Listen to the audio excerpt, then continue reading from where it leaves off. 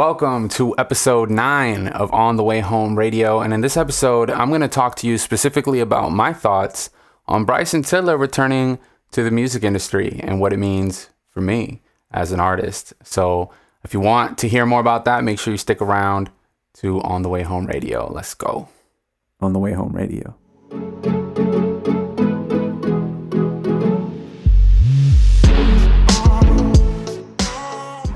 What's good, Maniacs? It's your boy Manny. Call me Manny.com. This podcast is one of the many ways that I'm trying to stay in touch with you. If you consider yourself to be a fan of my music, you should go to callmemanny.com/get updates to learn more. All right, welcome to episode 8 of OnTheWayHome Radio.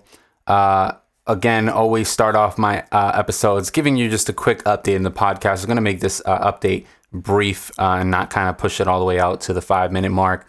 One of the things I mentioned on a previous podcast episode was that I was going to be making a kind of massive change every season, incremental season, and I wanted to have 10 episodes per season. And I don't know if I'm going to have like a massive change on episode 11, for example, as I would have hoped. I instead am kind of opting for optimal changes, so small incremental changes that make the podcast better episode after episode rather than season after season. So for example, just noticing that in this episode, I started with a little recap of the episode and then went into the intro instead of just doing the intro and then getting into the recap. So I just wanted to give you that quick update so you're aware. Also, thank you so much for being here. If you're watching on YouTube, make sure you hit the like button. That helps out so much with the YouTube algorithm and making sure that YouTube knows to recommend my videos to more people like you. And if you're listening to this podcast, I definitely implore you to send me a text message to 754-799-0044.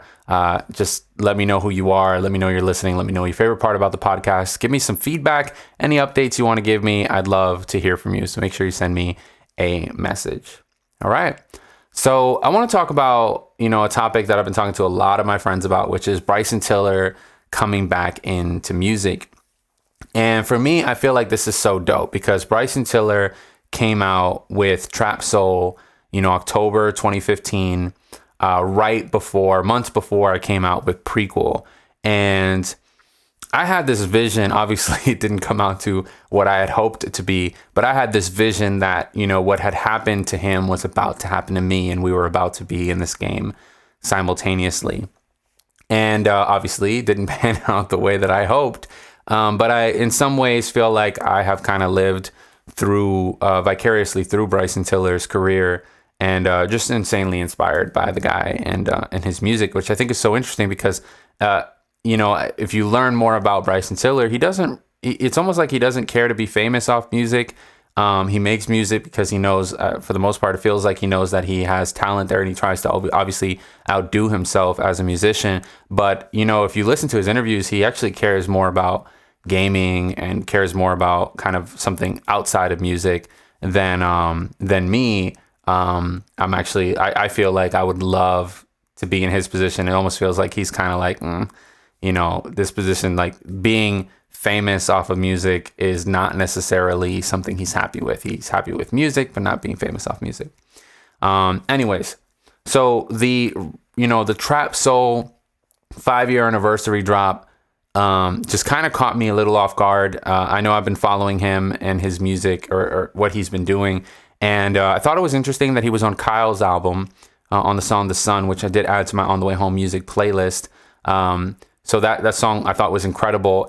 To me, it felt like maybe he had recorded that song years ago and Kyle just finally released it now, because even Kyle as an artist, I feel like was more relevant years ago and then just kind of stopped for a moment and then kind of came back. I actually don't know what happened with him, but it did feel like there was kind of like a moment where Kyle wasn't releasing music as well.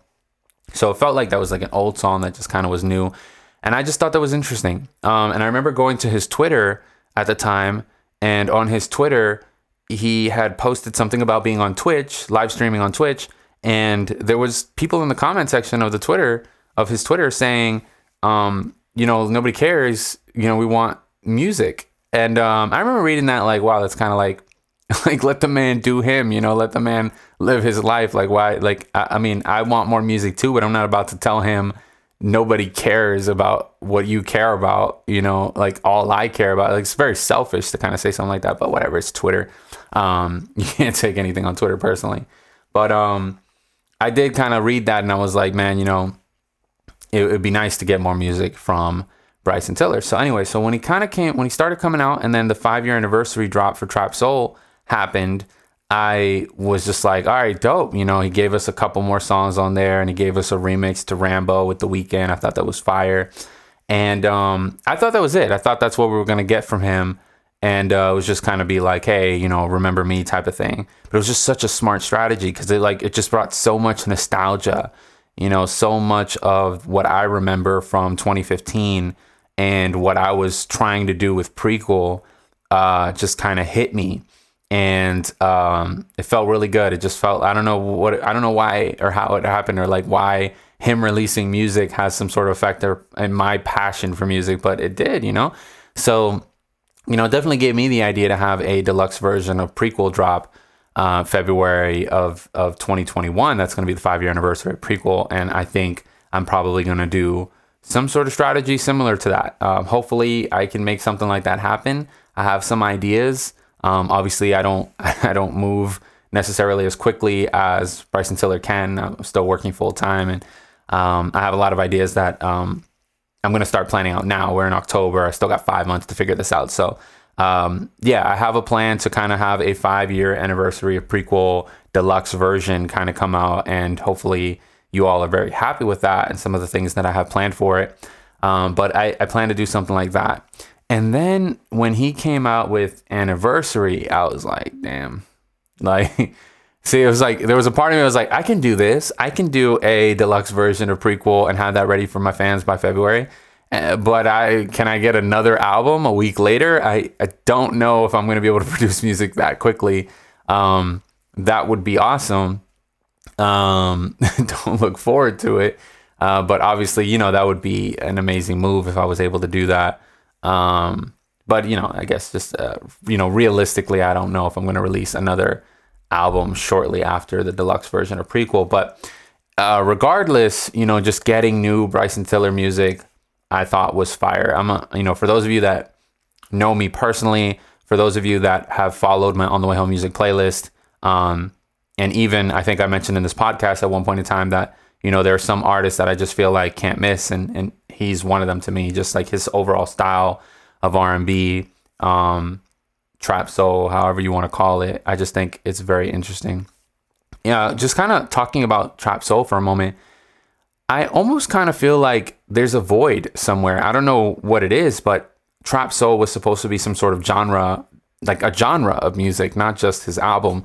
But for some reason, trap soul is like his, you know? And I think it's interesting because I feel like his idea of trap soul is a genre of R&B trap that anyone can do, not just him. But I don't hear artists saying, oh, what kind of style of music do you make? I make trap soul. You know, like that kind of style based off Bryson Tiller's, you know, idea and concept. And I just think that's interesting because I feel like there's a void somewhere. I feel like somebody could kind of fit that void and be like, yeah, I was so inspired by Bryson Tiller and his trap soul genre that I wanted to make something inside of that genre. Or maybe like kind of thinking about OVO's sound and how they have a bunch of artists that create a sound of music that to me is like clearly OVO sound. Because of 40, right? 40's just style. I feel like there's a trap soul genre that could exist, but it's almost like Bryson Tiller. You know, he's not really. That's not his future. That's not what he cares to do. But hey, it would be interesting if there was like a trap soul label and he signed some people. I feel like if there's any artist or label that's close to trap soul, it'd be like LBRN and that kind of black.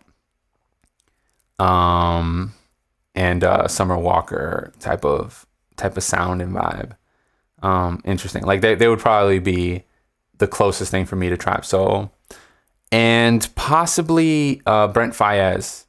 He's definitely somebody that I'm thinking in my head right now that's like, you know, in that kind of genre. He's another one who's just fired. But yeah, so I mean, yeah, Bryson Tiller just coming out with new music just inspires me to release new music. I got just a random story I'll share that, I had the opportunity of meeting Bryson Tiller actually at work. One day he showed up at my job and added a line for him and Kendra. At the time, I did not, I didn't even know who she was. It could have been to me, it could have been his sister. I didn't care or ask. I just remember seeing his ID and I was like, holy crap, I'm helping Bryson Tiller right now. And I had to tell him, I saw him at Radio City and obviously I'm a big fan of his, so I had to tell him. But an artist in that scenario is I'm not really here to talk about, especially not him. It seems like he's just such a low key guy that he was like, hey bro, let's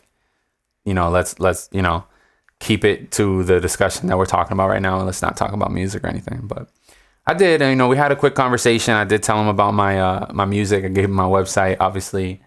There's another aspect of that. So many people were like, hey, why don't you talk to this artist about your music or try to talk to this artist about your... It's not artists that I need to talk about my music. Artists aren't the ones who pave the way. It's their managers or their labels or their artists and repertoire, like the A&Rs. There's people connected to the labels that you'd want to talk to, or lawyers. The artist is just in the game himself or herself, It's not the artist that you really want to connect to. The artist is the face, but the people behind them are the people that you'd want to connect to. And I even say that reluctantly, do I want to connect with the people behind them? I don't know if today I would want to sign a deal with a record label. I mean, I guess it depends. It depends on what the advance is. But I don't know. I'm such a fan of Prince and just the idea of ownership. I see the problems that Kanye West discusses, and I see just so much opportunity in independent artistry. I know in a previous Q&A video on my YouTube, I talked about the Russ Blueprint. Even though I know he has distribution deals, I feel like there is just so much more.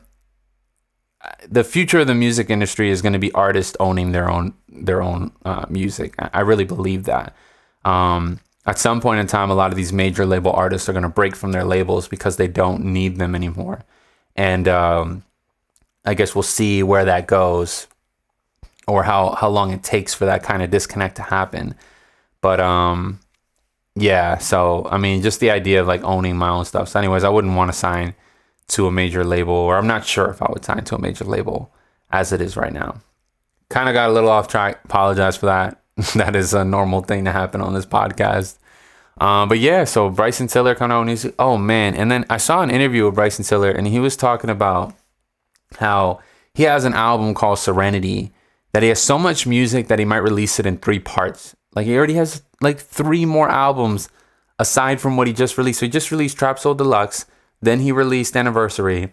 He's saying he has 3 more albums worth of content for an album called Serenity. And he has an idea for an album called When Stars Align, where he actually gets just all features, right? Just a feature album where him featuring this person, featuring that person. It's When Stars Align, a bunch of stars showing up on his album. I think that's a dope idea, a dope concept too. So that's 4 more albums he has as ideas. He just released the Deluxe, just released Trapsoul. Anniversary. And what's different between him and I, obviously, is that I released Prequel and then stopped. He released True to Self. Even though he didn't really care too much about that album, he did it, right? And so just so much more content that I've ever been able to produce. And I know that's because when I quit music, I really quit music. And clearly, I think I did it for the right reasons.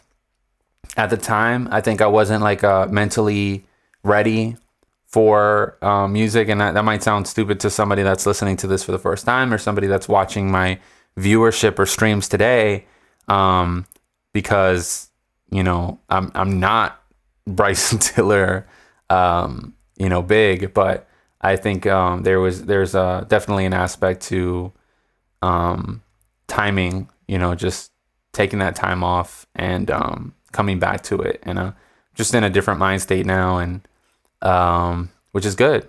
It's good. And then, Bryson Tiller coming out with new music just has me even more excited about what it is that I might be able to accomplish if I just stick to it and continue to work hard on it. So, yeah. All right. So, hey, those are my thoughts on Bryson Tiller coming back to the music industry.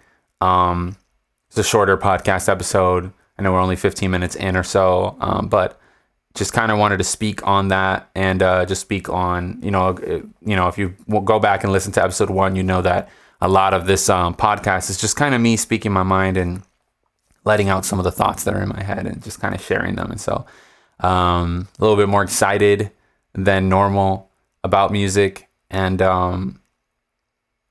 pumped to see how that translates into everything that I'm trying to do right now. So great.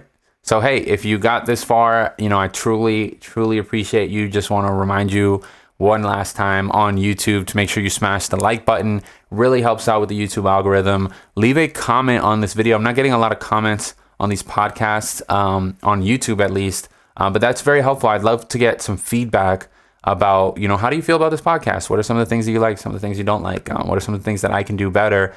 I'd really love to kind of pull you guys in and make this kind of a collaborative effort instead of just me talking to a camera and a microphone. And so obviously, if you're listening in as well, make sure you send me that text message, 754-799-0044. I'd love to hear from you as well. And so thank you so much for watching or listening. It really means the world to me. Share this video with one friend or this podcast with one friend. And as always, be great. On the Way Home Radio.